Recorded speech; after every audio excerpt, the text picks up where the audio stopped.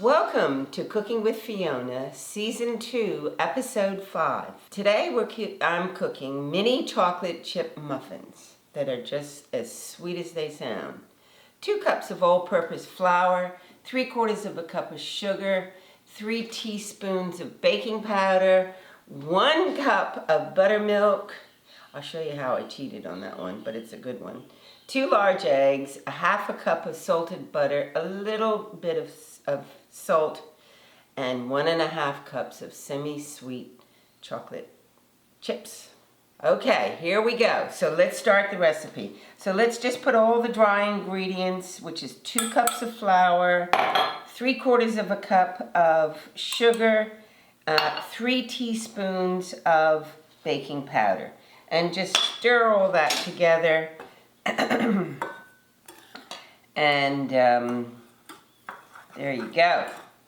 How's that? That's all stirred up.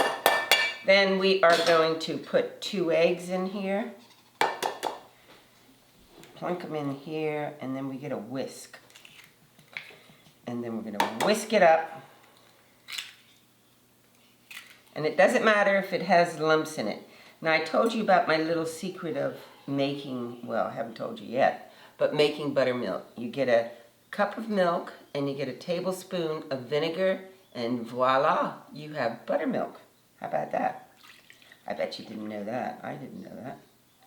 So you pour that in, and then you pour the melted 1/2 cup of butter, and then you stir it all up. That's great. Let me get everything. I always say, you got to get to the last drop. That's what my mother said. Scrape it out, Fiona. So I do that.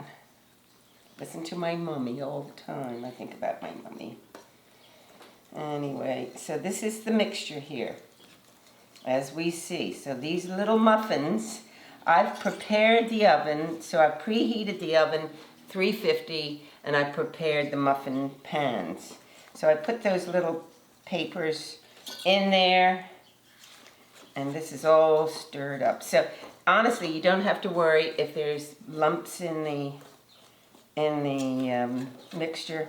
Just stir it all up. So we're going to put almost all of the chocolate chips. It's 1.5 cups. This is basically, and so I'm going to keep some to sprinkle on top before I put them in the oven. So here we go. How about that? See that? There you go. So this is looking good, this is. So we've got to get a tablespoon.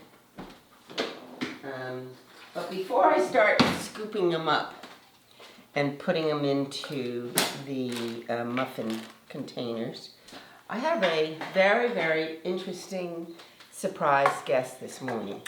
His name is Kim White. He is the director of Cox Hallett Wilkinson Limited. He's been a practicing lawyer for 37 years, just as long as I've been an agent. I've known him. He's been a wonderful friend of mine over the years. He is also the president of State House Trust Company Limited. Good morning, Kim. Come on over. And he's going to be talking about trusts and how nice to see you, Lovely to sweetheart. see you. Aw, thank you for coming. I'm To happy to be Cooking here. with Fiona. Yes. Isn't it I've fun? been watching you with fascination as you whisked up that batter. Just in a second, wasn't it? It didn't take very long. No, it didn't, You're quick. honestly.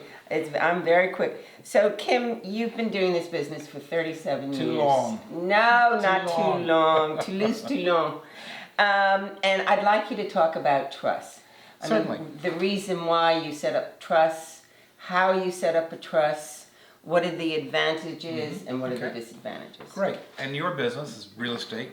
Properties are oftentimes put into trusts for estate planning purposes, Right? or asset protection purposes. There are many reasons for putting a property into trust. But the principal ones are, as I just said, estate planning and asset protection. Now, how do you set a trust up? A trust is a concept that's been around since the 12th century, and it was started by the knights who go off on crusades, and they trust someone with their property. Well, that's interesting. I didn't know that one. So the trust evolved through the law and the common law, So you have a number of positions, for want of a better word. You have the settler, the person whose property is being put into trust. Mm-hmm. That's the settler. Then he puts the property into trust by giving it to someone, the trustee, who holds it for the beneficiaries, who are defined in the trust document, and he holds it for the beneficiaries on trust, subject to the terms of the trustee. Okay. Okay? So the next position that you can sometimes have in a trust is called a protector. A protector is a person who has power under the trust deed to change the trustee or change the beneficiaries. So it makes a trust a very flexible tool for changing situations, and families use these, and not just rich families, but families Lots with, of families. with a real estate investment, and who want it to be conducted in a certain way and to avoid estate duty and taxes, etc. And they also want it to be able to pass down through multiple generations of the family without incurring extra costs. There are some people's situations which are not suited for a trust. Right. So they should consult with their lawyer if a trust would be of some use. And the ideal time to set a trust up is when you're buying a property, because the process of buying can be more tax efficient, stamp duty efficient. Right. If you do it at that point, as opposed to setting a trust up and then putting a property into trust, then it becomes much more expensive. And you incur a much larger stamp duty to do that. So can you discuss the cost of setting up a trust?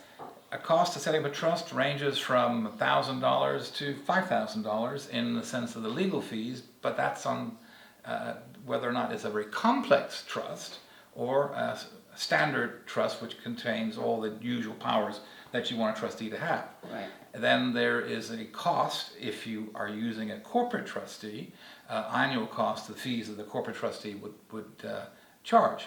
Right. But again, that's a matter of negotiation between the settlor and the corporate trustee. And the corporate trustee.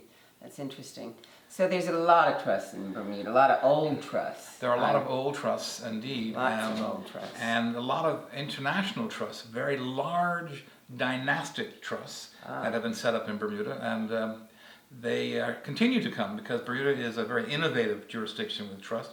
Our Trustee Act is constantly being tweaked and looked at to make it different from other jurisdictions. Wow. and it draws in foreigners, to use our excellent. facilities. Yeah, it's good for Bermuda. It's an excellent thing for Bermuda. Oh, I think it's excellent.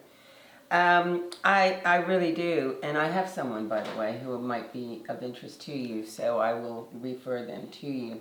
Well, I have a piece of property I need to sell. I'll refer it to you. That's what I'm looking for. So I referred several pieces of property I need to sell.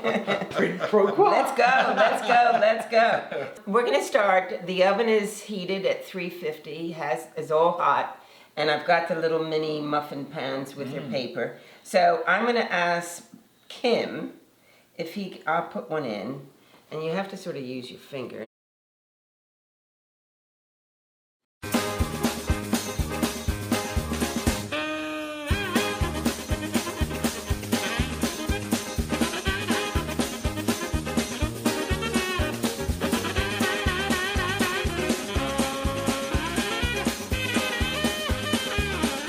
So all the muffins are in their little containers with great difficulty. It was very sticky. Very sticky, but we got it together. So I'm going to sprinkle, they say sprinkle as many chips as you can on the muffins. I recommend more. Keep going. I got a lot.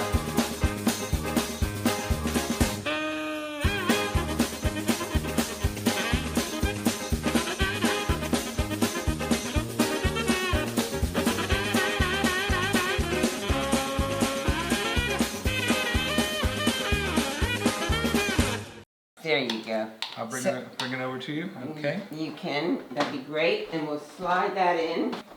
So now we wait for 20 minutes. One for good luck. One for you? One for you, one for me. Yum! Yes. The mini chocolate chip muffins have been in the oven for 20 minutes and they're all ready to come out. And they're nice and warm and yummy.